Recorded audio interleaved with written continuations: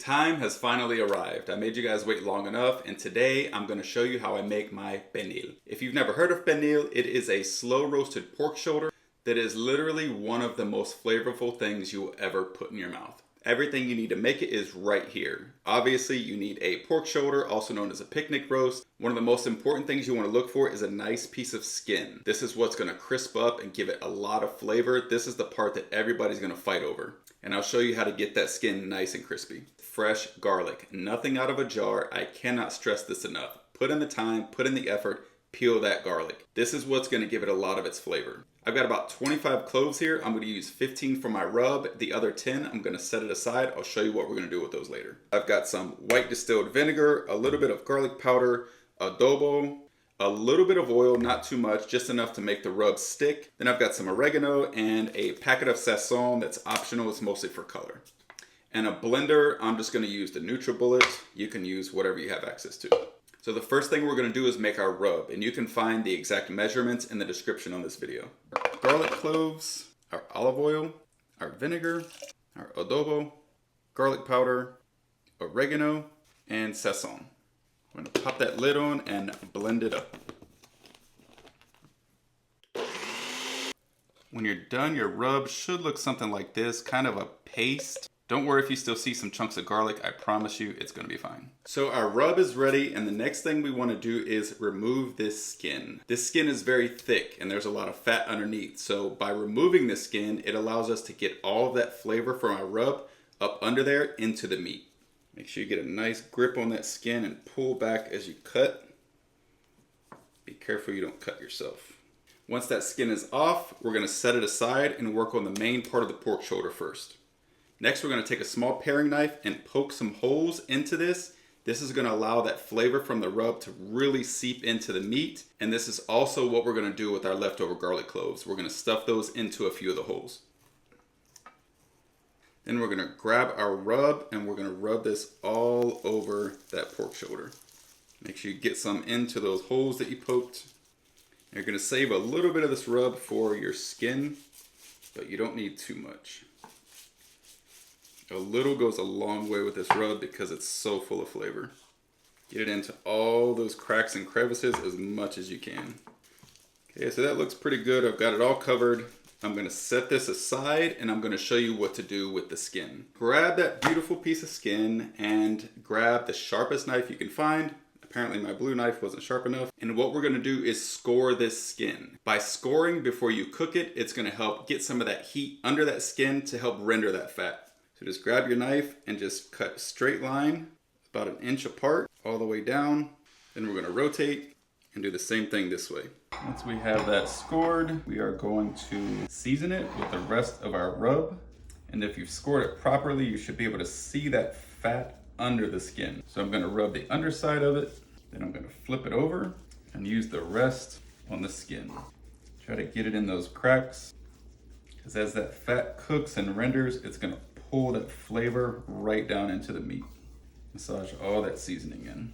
And then the last thing we're gonna do is we're gonna grab our remaining garlic cloves and we're gonna go through and stuff them into those holes that we cut.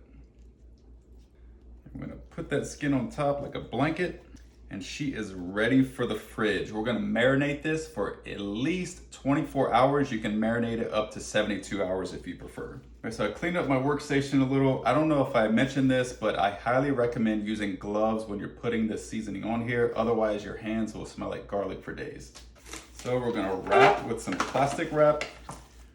So she's wrapped tight and ready for night-night. I am going to marinate mine for 24 hours only because I really want to get this done so I can get the video up for you guys.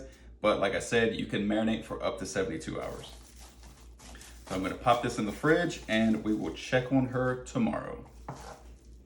All right, so this has been marinating in the fridge for a little over 24 hours. The next thing I'm going to do is take this plastic wrap off and transfer it to a roasting pan. Got my gloves on. The roasting pan I'm using is a high wall roasting pan. And the reason I like this is because there's a lot of juices and liquid that's gonna settle at the bottom. Having a high wall just kind of prevents any potential messes. We're gonna transfer this over, skin side up. Any leftover marinade, I'm just gonna kind of rub it on top here. Now before this goes in the oven, we are going to cover it with aluminum foil just to kind of trap all that heat and moisture into the roasting pan. But before I do that, I'm going to add a little bit of water to the bottom of the pan.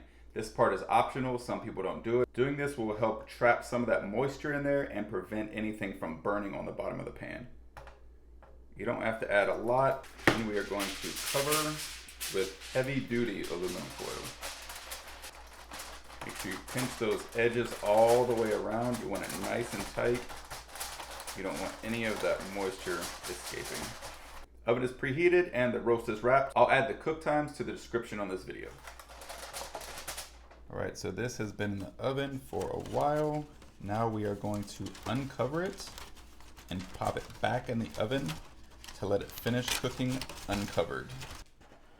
All right, she is almost ready. The last thing we're gonna do is increase our temperature on the oven. But before we go back in, I'm gonna top the skin with just a little bit more adobo. Then we're gonna go back in on that higher temperature to really crisp this skin up. And again, all cook times are listed in the description on this video. And look at that. That is a thing of beauty. I'm gonna let this rest for about 15 minutes before I start shredding it up, just so it's a little bit easier to handle.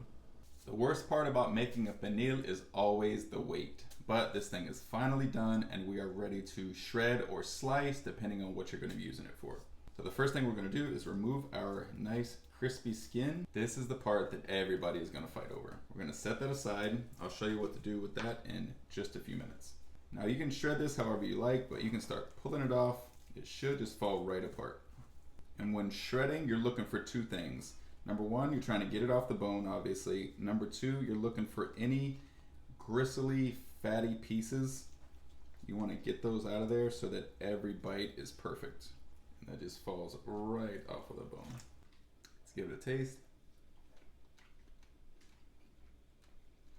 You guys, you have got to make this. So now we're all shredded up. So what we're gonna do is we're gonna cut the skin using a pair of kitchen scissors into the pernil. Doesn't have to be perfect. Just cut it into little pieces. That way everybody gets some.